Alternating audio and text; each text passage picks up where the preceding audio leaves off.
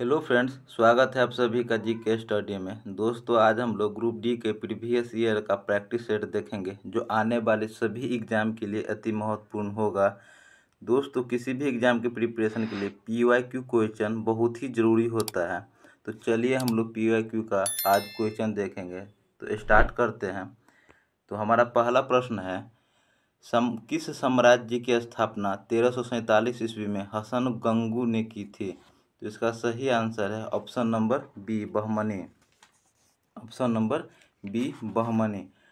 हसन गंगू को विदेशी मुसलमान भी कहते हैं। विदेशी मुसलमान भी कहते हैं। हसन गंगू को विदेशी मुसलमान भी कहते हैं। अगला प्रश्न है, 1885 ईस्वी में भारतीय राष्ट्रीय कांग्रेस की स्थापना किसके द्वारा की गई थी? तो ये की गई थी एलन ऑक्टेवियन ह्यूम के द्वारा, जिसे हम एओ ह्यूम कहते हैं। अगला प्रश्न है, भारत संविधान सभा के किस मिशन प्लान 1946 के अंतर्गत भारतीय संविधान का निर्माण हुआ? तो इसका सही आंसर है option number A, cabinet mission plan.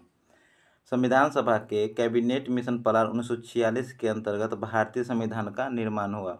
अगला प्रश्न देखेंगे। अगला प्रश्न है, मिल्की वे क्या है? तो मिल्की वे आकाश गंगा है। Option number C. अगला प्रश्न है, सार्वजनिक या निजी क्षेत्र का वर्गीकरण इस आधार पर किया जाता है कि? तो इसका सही आंसर ऑप्शन नंबर डी, स्वामित्व।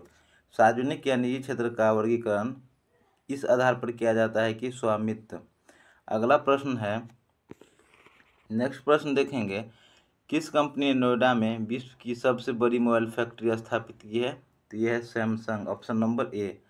अगला बांध है, करीबा बांध निर्मित है।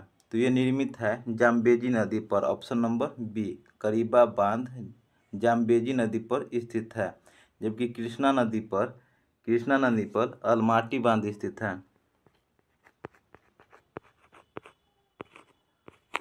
कृष्णा नदी पर अलमाटी बांध स्थित है, जबकि नील नदी पर आसवन बांध।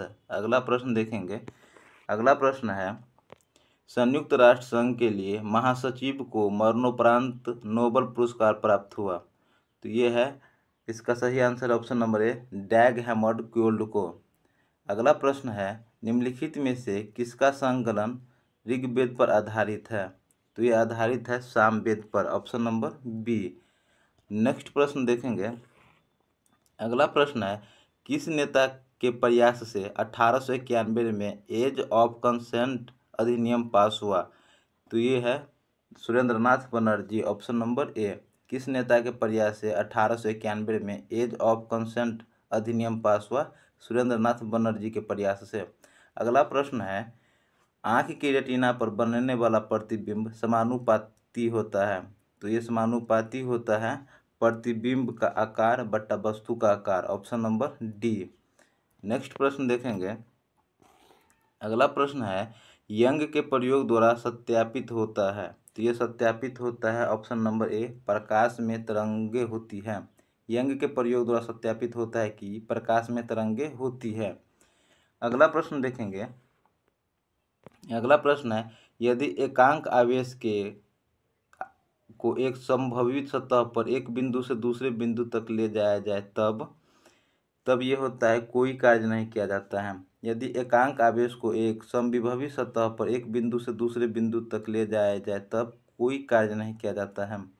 अगला प्रश्न है, यदि साबुन के एक बुलबुले के ऋण आवेश द्वारा आवेशित करें तब इसकी त्रिज्या बढ़ जाती है। Option number B.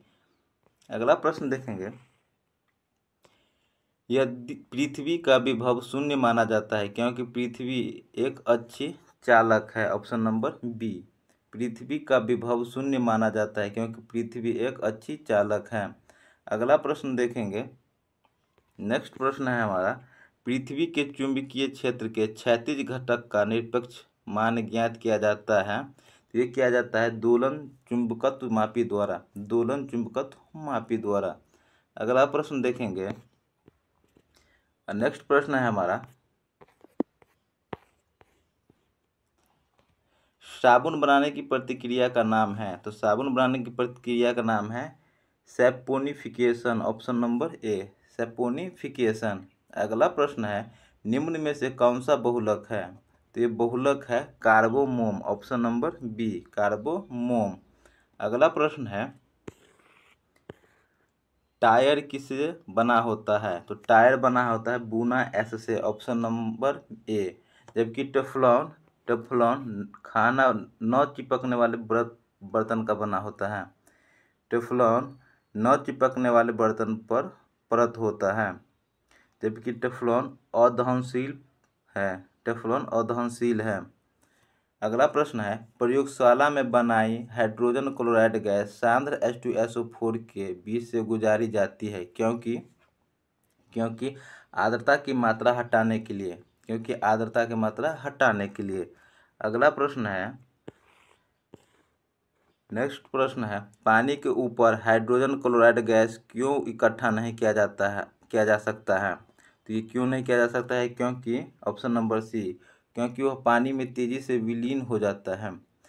अगला प्रश्न है मास्ट कोशिका स्रावित करती है। तो मास्ट कोशिका स्रावित करती है हिप्रीन को, ऑप्शन नंबर ए। मास्ट कोशिका स्रावित करती है हिप्रीन को। अगला प्रश्न है नेक्स्ट प्रश्न है हीमोग्लोबिन की उत्पत्ति किससे संबंधित है? तो ये संबंधित है लोहा से, ऑप्शन नंबर सी।